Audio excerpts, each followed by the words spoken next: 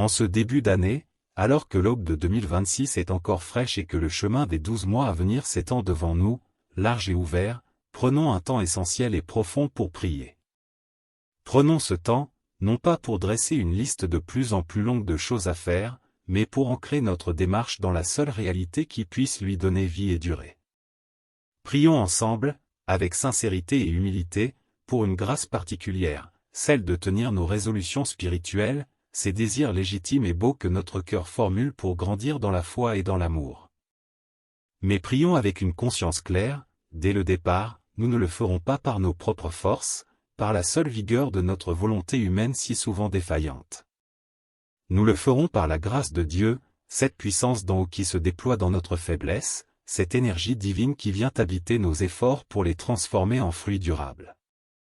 Notre prière aujourd'hui est un acte de lucidité et de confiance, lucidité sur nos limites, confiance absolue en sa puissance parfaite. Pour fonder cette prière sur le roc de la vérité évangélique, laissons-nous enseigner par les paroles de l'apôtre Paul, qui a lui-même connu cette lutte intérieure entre ses bonnes intentions et ses échecs, et qui a découvert le secret de la vie chrétienne authentique. Dans sa lettre aux Philippiens, au chapitre 4, verset 13, il déclare avec une assurance sereine, « Je puis tout par celui qui me fortifie ». Cette phrase courte est un condensé de théologie pratique. « Je puis », c'est l'affirmation d'une capacité, d'une possibilité réelle. Tout, le terme est absolu, il englobe les épreuves, les tâches, les défis de la vie chrétienne, y compris celui de persévérer. Mais la source de ce pouvoir n'est pas en lui-même. Elle est « par celui qui me fortifie ». Le « par » est crucial, c'est l'instrument, le canal, le moyen. Sa capacité d'action et d'endurance lui vient de l'extérieur, d'une relation vivante avec le Christ ressuscité qui lui communique sa force. Plus radical encore, dans sa lettre aux Galates, au chapitre 2, verset 20, Paul écrit, « Ce n'est plus moi qui vis, c'est Christ qui vit en moi ». Ici, ce n'est plus une aide extérieure, c'est une substitution intérieure. Le « moi », ancien, centré sur ses propres efforts pour plaire à Dieu, la loi, a été crucifié avec Christ. La vie qui anime maintenant Paul n'est pas la sienne propre, améliorée, c'est la vie même du Christ ressuscité qui habite en lui par la foi. Sa personne est désormais le lieu où le Christ vit, agit, aime, prie, persévère. Ce n'est pas une métaphore, c'est une réalité mystique au cœur de l'existence chrétienne. Ces paroles de Paul nous donnent une clé précieuse pour comprendre le paradoxe de nos résolutions. Combien de bonnes résolutions, prises avec enthousiasme au 1er janvier, s'évanouissent-elles comme brume au soleil dès le mois de février, voire avant. La raison en est souvent un manque de persévérance, c'est vrai. Mais plus profondément, l'échec vient d'une méprise fondamentale sur la nature de la vie spirituelle. Nous la traitons trop souvent comme une performance personnelle. Comme un sport où il faudrait s'entraîner plus, se discipliner plus, faire plus d'efforts. Nous nous mettons au centre, je vais prier plus. Je vais lire ma Bible. Je vais être plus patient. Et quand nous échouons, nous nous accusons, nous nous décourageons, ou nous abandonnons. La vie spirituelle chrétienne n'est pas d'abord cela. Elle n'est pas une ascèse vers Dieu par nos propres moyens. Elle est d'abord un accueil. Un accueil de la vie de Dieu en nous. C'est laisser Christ vivre en nous. C'est reconnaître que le véritable agent de la sainteté, de la prière, de l'amour en nous, c'est l'Esprit Saint. Notre rôle n'est pas de produire cette vie, mais de lui offrir un espace, de consentir à son action, de collaborer avec elle. C'est s'appuyer sur sa force, et non sur la nôtre. Notre force sert à dire « oui », à nous mettre en position de réception, à persévérer dans l'abandon. Le reste, l'énergie créatrice, la puissance transformatrice, la constance dans l'amour, c'est lui qui le fournit. Cette vérité libère d'un immense poids, celui de la performance et de l'auto-justification. C'est dans cette lumière libératrice que nous nous approchons maintenant de Jésus. Prions avec un cœur simple, en nommant nos désirs mais en confessant d'abord notre totale dépendance. Seigneur Jésus, Fils de Dieu et Sauveur, toi qui connais le fond de mon cœur mieux que moi-même, je me tiens devant toi en ce début d'année. Je viens avec ce mélange d'espérance et de crainte qui accompagne toujours les nouveaux départs. J'ai dans mon cœur, formulé ou encore confus, des désirs de bien, des résolutions qui concernent ma vie avec toi. Je ne veux pas les garder pour moi, comme des secrets que je devrais réaliser seul. Je veux te les présenter. Les déposer entre tes mains. Les exposer à ta lumière. Alors, les voici, Seigneur, mes résolutions pour cette année. Je te les dis avec simplicité, sachant que tu les entends et que tu les comprends, même lorsqu'elles sont maladroites.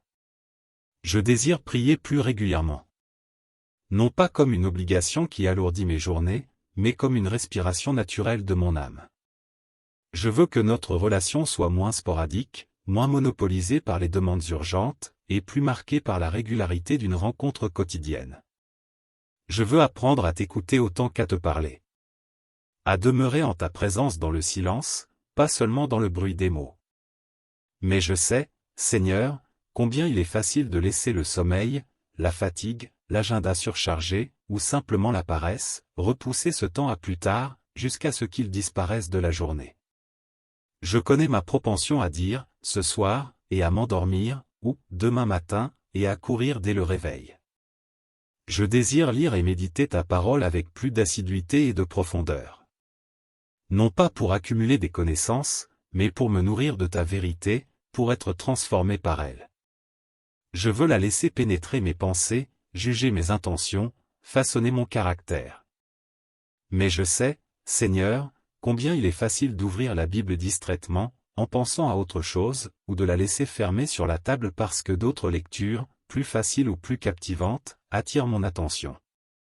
Je connais la sécheresse qui peut venir, le sentiment que les mots ne me parlent pas, et la tentation d'abandonner. Je désire aimer plus concrètement. Moins en paroles et en sentiments vagues, plus en actes et en vérité. Aimer ma famille en étant plus présent, plus patient, plus à l'écoute. Aimer mes amis en étant plus fidèle, plus soutenant. Aimer mes voisins, mes collègues, et même ceux qui me sont difficiles, avec un cœur qui cherche le bien et qui pardonne. Aimer les pauvres et les marginaux, non pas de loin, mais par un geste, un don, une attention réelle. Mais je sais, Seigneur, combien mon amour est conditionnel, calculateur, vite fatigué. Combien il est centré sur le retour que j'en attends. Combien il se refroidit face à l'ingratitude ou l'indifférence. Je connais mon égoïsme profond qui résiste à donner sans compter. Je désire servir plus généreusement. Donner de mon temps, de mes talents, de mes ressources, pour ta gloire et pour le bien de tes enfants.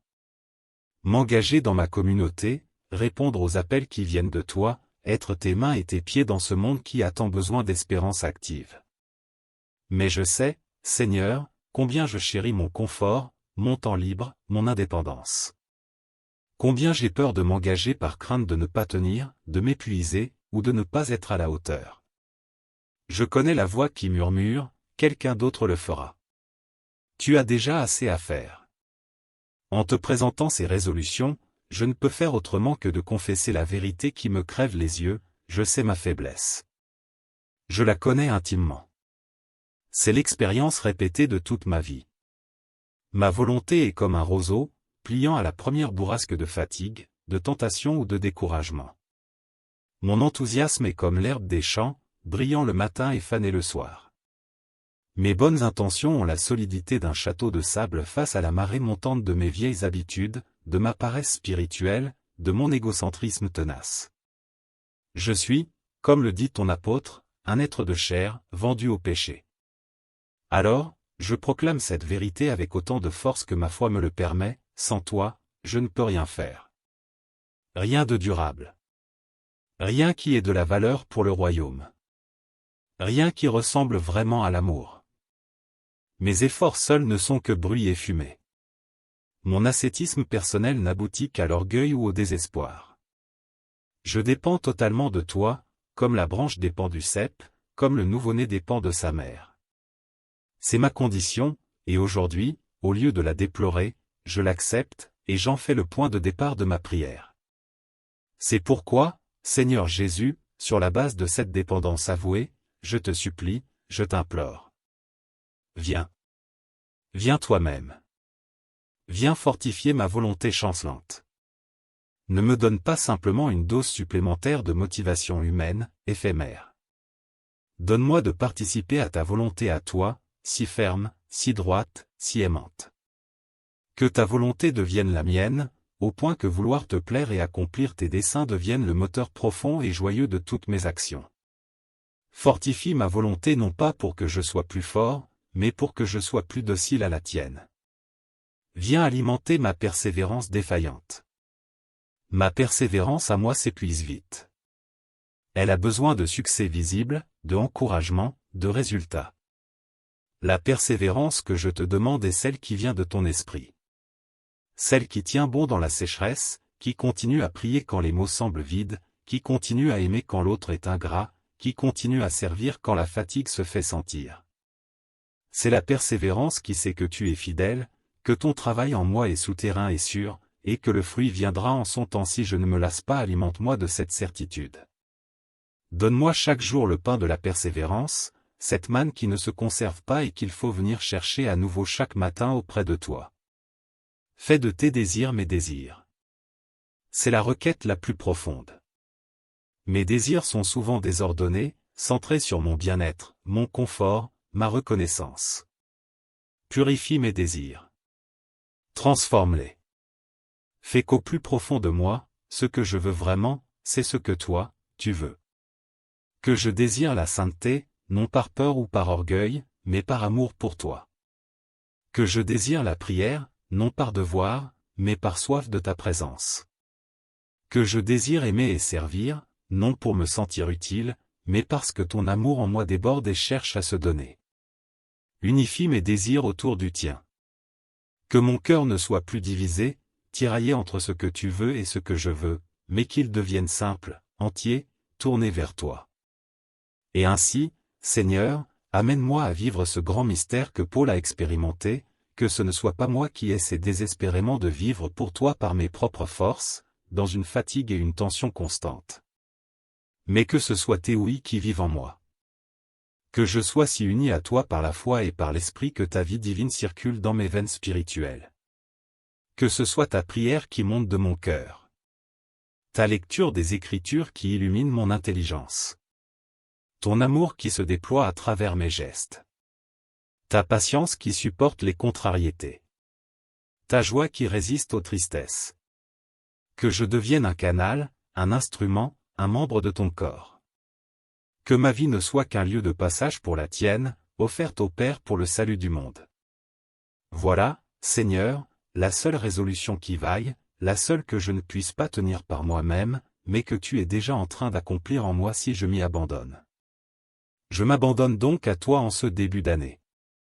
Prends mes pauvres résolutions, souffle sur elles, anime-les de ton esprit, et fais qu'à travers elles, ce soit ta vie qui se manifeste et qui grandisse. Je te le demande avec confiance, car tu as promis de parfaire l'œuvre que tu as commencée en moi. Je te le demande au nom de Jésus, qui est notre force et notre vie. Amen.